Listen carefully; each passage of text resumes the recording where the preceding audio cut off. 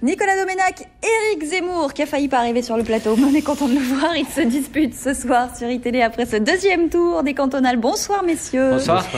On parle d'abord du Front National et de Marine Le Pen, deux conseillers généraux élus pour l'instant. On n'a pas encore l'ensemble des résultats. Le FN en espérait 10. Est-ce que malgré tout c'est un succès pour Marine Le Pen ce soir? C'est un succès incontestable. Partout, les candidats ont gagné en voix.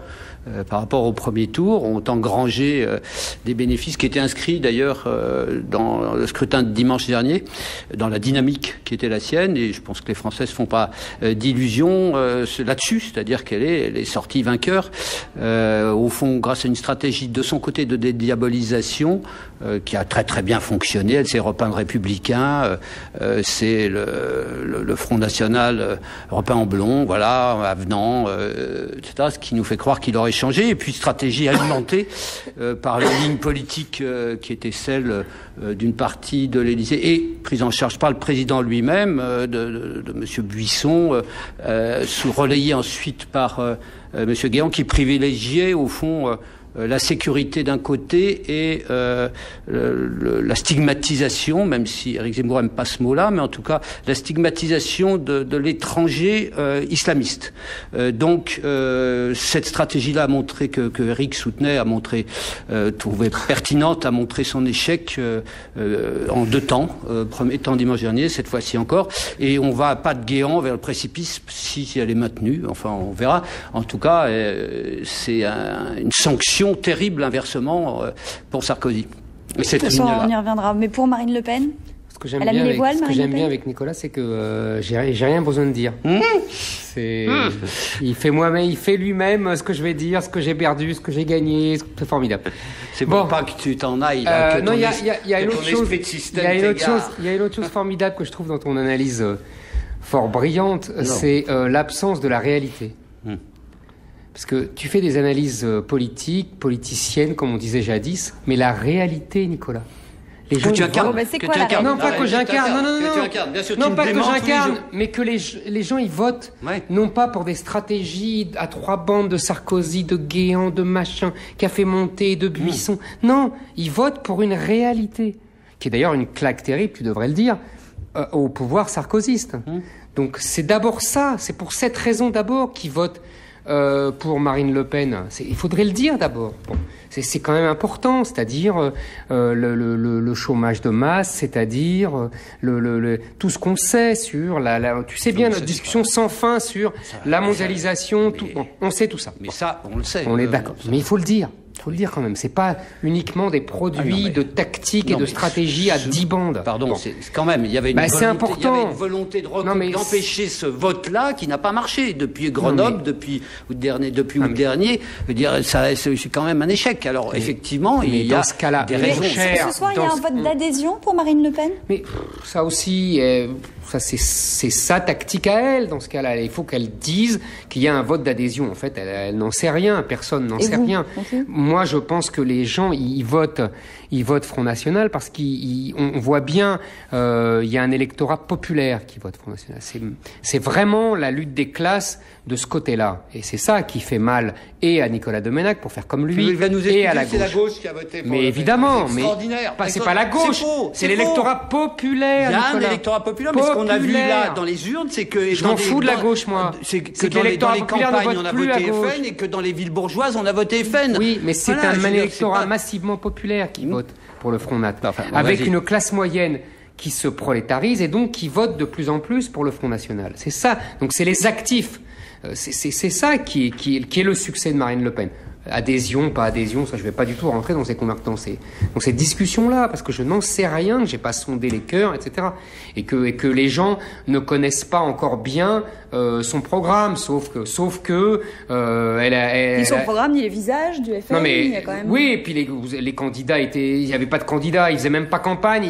Il faut quand même dire des chiffres que le Front républicain a échoué, qu'il y a eu entre 10 et 17% de plus pour le Front National selon les duels FN-PS ou FN-UMP. C'est-à-dire que les électeurs de droite, une bonne moitié des électeurs de droite n'ont pas voulu écouter les consignes de front républicain ressassé par Nicolas Domenach. Parce que tu as entendu des consignes comme ça, toi. Ah, bah, tu as entendu des consignes formulées. Il y avait un jour une consigne à droite formulée, sûr, le lendemain, et le soir même une autre. Et le lendemain matin encore une autre. Ça, c'est juste. Je veux dire, la stratégie du front républicain, elle s'est vraiment éparpillée. Mais j'ai commencé par dire que la dédiabolisation de Marine Le Pen ça avait fonctionné. Je veux dire, ce n'était pas la stratégie que je soutenais, bien évidemment. Nicolas, je pense que c'est un piège, c'est un leurre dans lequel tu as participé. C'est une réalité. Entre quelqu'un qui dit que les camps de la mort sont un détail de l'histoire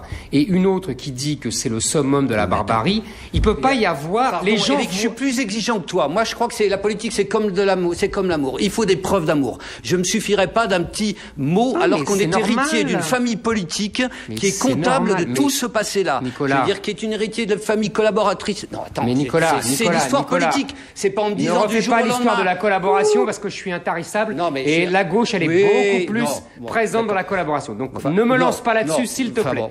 Maintenant, c'est pas le problème. Ce n'est pas pour toi qu'elle dit ça. C'est toi, tu ne voteras jamais pour elle.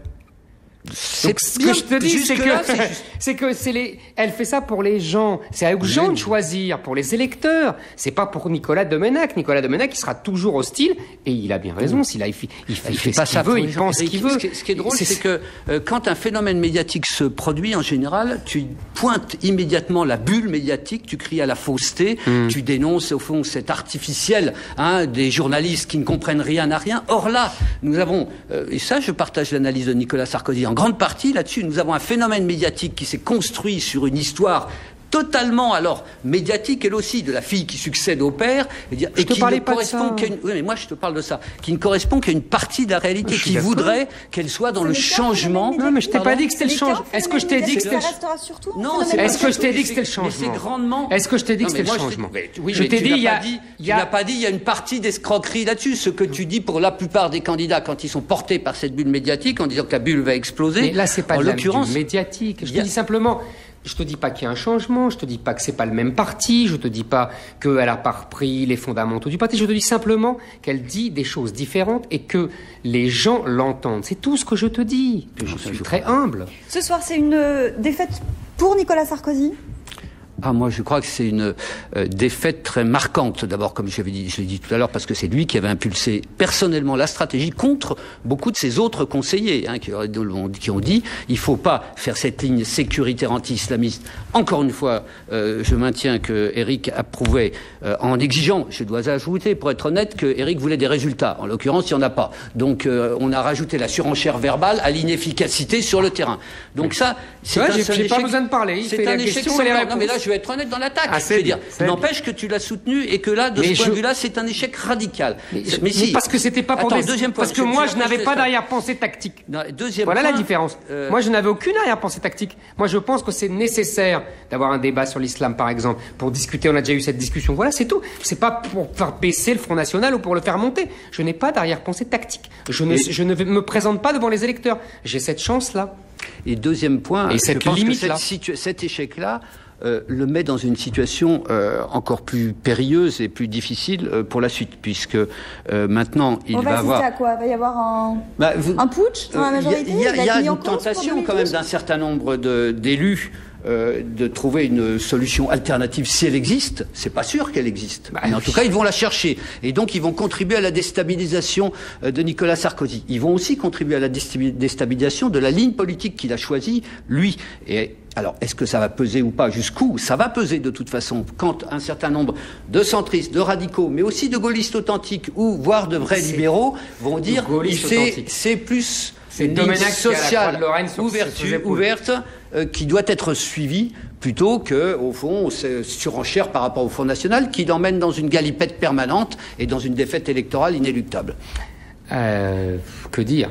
Maintenant qu'il a la croix de Lorraine sur les épaules, c'est lui qui détermine qui est gaulliste authentique et qui n'est pas gaulliste authentique. Lui, l'héritier de la démocratie chrétienne qui a combattu le général de Gaulle toute sa vie, c'est magnifique. Et justement, je sais reconnaître les mérites de l'adversaire. Moi, je dis chapeau. Et ceux qui ont une éthique. Moi, je dis chapeau. Je dis chapeau. Donc, c'est une défaite évidemment pour Nicolas Sarkozy, c'est une défaite pour l'UMP. C'est surtout une défaite pour le principe même de l'UMP. C'est-à-dire que le parti unique, héritage des gaullistes authentiques selon Domenach, Chirac et Juppé, est au bord de la mort.